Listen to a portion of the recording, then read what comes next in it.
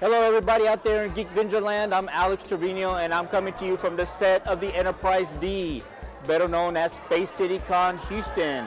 This is actually part of the original filming set that is undergoing restoration as a charitable project to have students learn more about science and technology and get them interested in the future. Now we're hoping to bring you quite a few guest stars, a big vendors room, lots of attendees here. And now, to turn it over to my colleague, Marcellus Coe, let's see what kind of shenanigans he's gotten into. Make it so, Marcellus.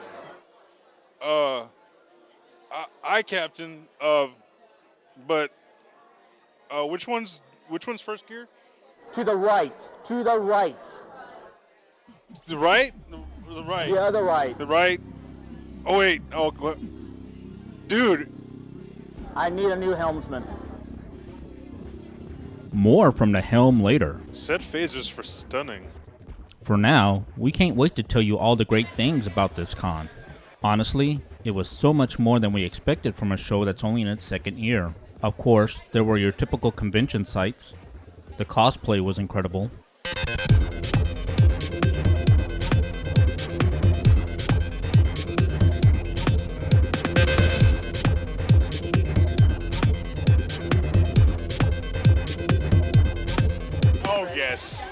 Yes, Master Blaster. That is awesome. Welcome to Thunderdome. And the dealer's room was massive. If you were into it, you could probably find it. And I want the G.I. Joe with the Kung Fu grip and the Transformer. Not Hot Rod, because he sucks. But I want Optimus Prime with the full transform. And then I've been really good this year, Santa, I promise. Artist Alley was great as well, and that's where the Enterprise Bridge was set up. It was quite a draw. There was a steady stream of fans who decided they should make it so. One was very recognizable. I wonder if she could fix an engine on a Starfleet ship. This traveling display is more than just a crowd favorite. It's slated to be the centerpiece of a museum. This is actually the Enterprise Restoration Project. You might remember it from the Star Trek Next Generation series, specifically series 3 to 7. And we are actually restoring the entire bridge. We are going to actually have interactive display panels. So young students, basically anyone who's interested in science and sci-fi will be able to actually touch different keys and buttons, and it'll display different things on the LCDs around the room. And they'll actually be able to enjoy learning about science and space, very much like NASA Space Camp. The crowd was a little overwhelming at times. We've been trapped here for must seem like days. I'm not even sure if it's still light outside. There's so many people. Ooh, Orion slave girls. Is this more than what you expected? It is. We expected a lot of people, but this is off the hook. And even though the crowd was massive, everyone was respectful. What struck us as the most impressive part of the convention was our access to the celebrity guests. We spoke with more stars at this show than the last several that we have covered combined. Most everyone we approached was gracious and happy to do the interviews for our band of nerd journalists. Wow, you speak my language. Perhaps that's just because most of them really wanted to be there. We started last year. That was our first year, and we made a lot of good contacts. And then with the show last year, the celebrities told their friends and their agents, and then people started calling us up and say, hey, I hear you have a convention and we might like to come. Many had a great sense of humor. Tell us, what were some of your best memories doing Buck Rogers? Cashing the checks. It was amazing. GVTV, as you've been known, we're here with Jason Carter. I'm Jason Carter. I used to be famous. You guys had that whole kind of Star Wars feel to it, like you're adventurers in a distant galaxy. You know, you were like in charge, and, you know, the Colonel was like Han Solo, and Ronan Dex was like Chewbacca. Kind of had that feel to it. Oh, that's so interesting. I never thought of it that way. Right? They even made a reference to it in the show one time. Oh, wow. I didn't watch it. You didn't watch it? Shh. We'll never tell anyone ever. It was great to get the actors' personal takes on their roles in some of our favorite shows. A candid take on Buck Rogers' ending and its beginning. Did you enjoy the way the show ended? I didn't enjoy the way the second season went. I hated it. And I think it had a lot to do with the demise of the show. And it would have been nice. All it did, it just stopped abruptly. And I think it would have been nice if there'd been an ending to it somehow, wrapped it up. Didn't happen. Now, it was kind of an interesting trend back then, along like with the original Battlestar Galactica, which actually started as a theatrical movie, and so did Buck Rogers. Yeah. How was I that didn't know that Galactica was a movie, to tell you the truth, before it was a series. How was that transformation for you? Well, it wasn't bad. It was tough because we went to Glenn Larson produced the motion picture, and then another group came in to produce the series, and they had a slightly different take on Buck Rogers than Glenn did.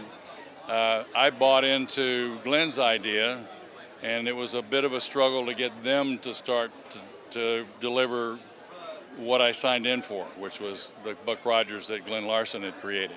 Dr. Elizabeth Weir's favorite memories on Stargate Atlantis. Kind of one of my favorites was The Long Goodbye, not because I got to kiss Joe Flanagan, but that was a perk. But I got to be physical, and I got to play with guns, and I got to take down 5 guards, and so that was really fun, because Weir so often was just sort of administrator and stuck at home while everybody else got to go off and have adventures. Yeah, but when she had to kick butt, she made decisions. She knew how to do it. She knew how to kick butt. She did know how to kick butt, and she did it very beautifully. More that Southern hospitality. So when you were having to keep Joe Flanagan in line, and and he was the military officer used to getting his own way and doing his own thing, and you had to throw the authority down, how much fun was that? Oh, it was so much fun, because I think he hated taking orders from a girl. So when he was on the show, he always played like he was dumb, but I got the impression that he was kind of a genius, but he always played dumb, kind of like O'Neill did on SG-1. Like he knew more than what he was letting on, but he just kind of played dumb to get away with things. I think that's very much the take that he would like us to believe. No, I'm teasing. That was very much that was very much the vibe. Absolutely. Denise Crosby's time as both Tasha Yar and Sela on The Next Generation. The woman you knew as Tasha Yar was my mother. I was surprised to receive yesterday's Enterprise, the script that brought Tasha Yar back. But actually, the character of Sela is something that I actually came up with and pitched to the producer. So I thought it would be an interesting idea to play my own character's daughter. And my personal favorite, Texas girl Tracy Scoggins on being cast as Captain Lockley on Babylon 5. Tell me about your year on Babylon 5. You came in season 5. You replaced Bruce Boxleitner, John Sheridan. Right, he got moved upstairs. He became president. Right. Tell me, how did you like coming into that role? Well, I was already a fan because I'm a sci-fi fan. So I was a fan, and it's one of the jobs that I wanted the most of any job I'd ever auditioned for. Because normally we audition so much in Hollywood that, you can't take anything personally. You're just like, oh, well, on to the next. But this one I really, really wanted, and I just bugged the heck out of my agents.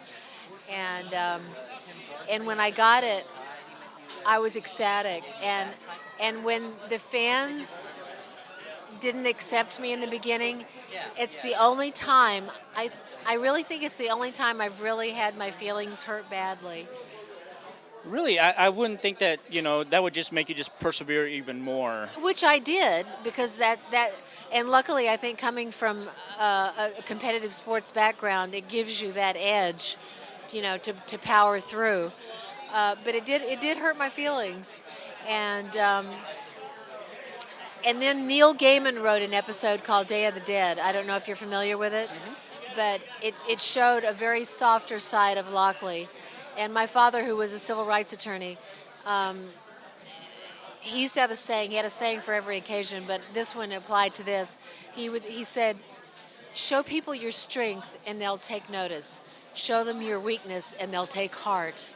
And I think that's what that episode did for me, and that seemed to be a turning point for me and for, I think, fandom too, to go, well, maybe she's okay, maybe we'll take her in. Also a Babylon 5 fame, Jason Carter. He did his own stunts. I was coming from British theatre, being a snob, and I trained at the London Academy of Music and Dramatic Art, and we done a lot of stage fright. And Marcus does a lot of fighting, but I'd look at the call sheet, and there's the Marcus fight rehearsal times, but my name, I'm not being called for it. They're just doing it with stunt guys, like stunt doubles.